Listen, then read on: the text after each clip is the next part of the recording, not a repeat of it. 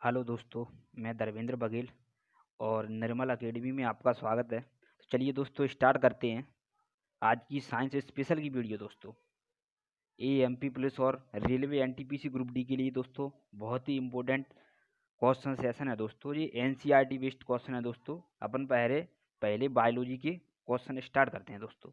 तो आज का फर्स्ट क्वेश्चन है दोस्तों कि किस कोशिकांग को कोशिका का मास्टर कहा जाता है।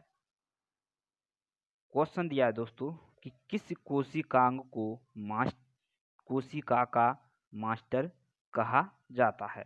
तो दोस्तों इसके ऑप्शन दिए हैं एंडोप्लाज्म, रेटिकुलम और माइटोकॉन्ड्रिया या न्यूक्लियस या नाभिक। तो दोस्तों इसका करेक्ट आंसर है नाभिक। कोशिकांग की कोशिका का मास्टर कहा जाता है दोस्तों नाभिक को। दोस्तों नाभिक कोशिकाएं के दोस्तों डीएनए की ब्लूप्रिंट अवयव अपने में समाहित रखता है दोस्तों नाभिक। तो अगले क्वेश्चन पर चलते हैं दोस्तों। क्वेश्चन सेकंड है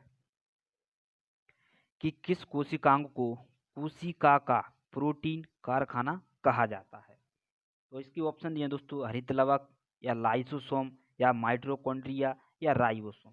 तो दोस्तों इसका करेक्ट आंसर राइबोसोम। राइबोसोम को दोस्तों का कोशिकांग को कोशिका का प्रोटीन कहा जाता है दोस्तों राइबोसोम को। दोस्तों तो दोस्तों राइबोसोम की बात करते हैं। राइबोसोम दोस्तों सजीव कोशिका का कोशिका द्रव में स्थित बहुत ही सूक्ष्म कण है दोस्तों। बहुत ही छोटा है दोस्तों, सूक्ष्म कण है जिनकी प्रोटीन संश्लेषण में दोस्तों बहुत ही महत्वपूर्ण भूमिका निभाता है दोस्तों। इसलिए इसे कोशिका का प्रोटीन फैक्ट्री भी कहा जाता है दोस्तों राइबोसोम को। तो अगले क्वेश्चन पर चलते हैं दोस्तों। क्वेश्चन नंबर थर्ड है दोस्तों कि कौन सा कोशिकांग केवल पशु कोशिकाओं में पाया जाता है। कौन सा कोशिकांग केवल पशु कोशिकाओं में पाया जाता है। तो इसके ऑप्शन दिए दोस्तों लाइसोसोम, गोल्गी बॉडी या सेंट्रोसोम या राइबोसोम। तो दोस्तों इसका करेक्ट आंसर है लाइसोसोम। लाइसोसोम दोस्तों पशु कोशिकाओं में पाया जाता है केवल दोस्तों। और लाइसोसोम की बात करते हैं दोस्तों। लाइसोसोम की खोज 1955 में डी डोवे ने की थी दोस्तों। इसका प्रमुख कार्य एंडोसाइटोसिस द्वारा द्रव लाए गए दोस्तों प्रोटीन तथा अन्य पदार्थों का पाचन करता है दोस्तों। इसलिए इसे केवल पशु कोशिकाओं में पाया जाता है दोस्तों। तो दोस्तों अगले क्वेश्चन पर चलते हैं दोस्तों। क्वेश्चन नंबर फोर्थ है कि जीवन की मूलभूत इकाई क्या है। जीवन की मूलभूत इकाई क्या है। तो इसके ऑप्शन दिए हैं दोस्तों कोशिका या अंग या ऊतक या नाभिक। तो दोस्तों इसका करेक्ट आंसर है दोस्तों कोशिका। कोशिका जीवन की दोस्तों मूलभूत इकाई है। सन 1665 में दोस्तों रॉबर्ट हुक ने कोशिका की खोज की थी दोस्तों। कोशिका के अंदर प्रोटीन का संश्लेषण राइबोसोम में होता है दोस्तों। और लाइसोसोम को दोस्तों कोशिका की आत्महत्या थैली कहा जाता है। तो अगले क्वेश्चन पर चलते हैं दोस्तों। क्वेश्चन नंबर 5 है दोस्तों कि शरीर में लगी चोट की मरम्मत करने के लिए किस प्रकार के सेल विभाजन का प्रयोग किया जाता है। केवल समसूत्रण, केवल अर्ध सूत्री विभाजन, माइटोसिस एंड मायोसिस या कोई नहीं। तो दोस्तों इसका करेक्ट आंसर है केवल समसूत्र विभाजन में दोस्तों चोट लगने पर इस सेल विभाजन का प्रयोग किया जाता है दोस्तों, केवल समसूत्री सेल विभाजन का। तो छठवें क्वेश्चन पर चलते हैं दोस्तों कि एक पशु के शरीर की सबसे बड़ी कोशिका इनमें से कौन है। एक पशु के शरीर के सबसे बड़ी कोशिका इनमें से कौन है दोस्तों। तो ऑप्शन दिए हैं दोस्तों ऑस्टियोसिस या न्यूरॉन्स या क्रोमेटोफोसर या लिम्फ कोशिका। तो दोस्तों इसका करेक्ट आंसर है दोस्तों न्यूरॉन्स। न्यूरॉन्स दोस्तों जानवरों के शरीर की सबसे बड़ी कोशिका न्यूरॉन्स तंत्र का है दोस्तों। इसलिए इसे स्टेम कोशिका द्वारा ही प्राप्त किया जाता है दोस्तों। पशु शरीर की सबसे बड़ी कोशिका है दोस्तों न्यूरॉन्स। तो क्वेश्चन 7 पर चलते हैं दोस्तों कि कौन सा एक कोशिका में अधिक मात्रा में होने वाला अणु है। सबसे ज़्यादा कौन सा अणु पाया जाता है दोस्तों कोशिका में। तो इसके ऑप्शन दिए दोस्तों जल, कार्बोहाइड्रेट या शैवाल या प्रोटीन। तो दोस्तों इसका करेक्ट आंसर जल। जल दोस्तों कोशिकाओं में अधिक मात्रा में पाया जाता है दोस्तों। और कार्बोहाइड्रेट का पाचन दोस्तों मनुष्य के मुख में ही हो जाता है।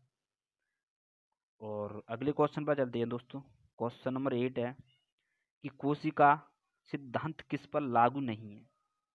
कोशिका सिद्धांत किस पर लागू नहीं है? तो ऑप्शन दिए दोस्तों जीवाणु, कवक, शैवाल या विषाणु। तो दोस्तों इसका करेक्ट आंसर विषाणु। कोशिका सिद्धांत दोस्तों विषाणु पर लागू नहीं है। विषाणु की कोशिका सिद्धांत को दोस्तों स्लाइडन और स्वान ने दिया था दोस्तों, दोनों ने मिलकर। तो दोस्तों अगले क्वेश्चन पर चलते हैं दोस्तों। क्वेश्चन नंबर 9 है कि कोशिका प्रकारात्मक क्रियाओं का नियंत्रित कौन करता है। कोशिकाओं की प्रकार्यात्मक क्रियाओं का नियंत्रण कौन करता है? तो इसके ऑप्शन दिए दोस्तों जीव द्रव या केंद्रका या सूत्रकण का या केंद्रक। तो दोस्तों इसका करेक्ट आंसर है केंद्रक। केंद्रक दोस्तों कोशिका प्रकारात्मक क्रियाओं का नियंत्रण करता है दोस्तों। केंद्रक कोशिका प्रकारात्मक क्रियाओं का नियंत्रण केंद्र करता है। कोशिका केंद्रक में कोशिका के अंदर दोस्तों आनुवांशिक पदार्थ होती है जो क्रोमोसोम बनाने के जैसे स्टोन होते हैं, स्टोन प्रोटीन पाई जाती है दोस्तों इनमें। कई लंबे लंबे रेखिक डीएनए अणुओं के रूप में संगठित होते हैं दोस्तों। इसलिए केंद्रक को कोशिका का प्रकार्यात्मक क्रियाओं का नियंत्रित करता है दोस्तों। तो आज का लास्ट क्वेश्चन है दोस्तों।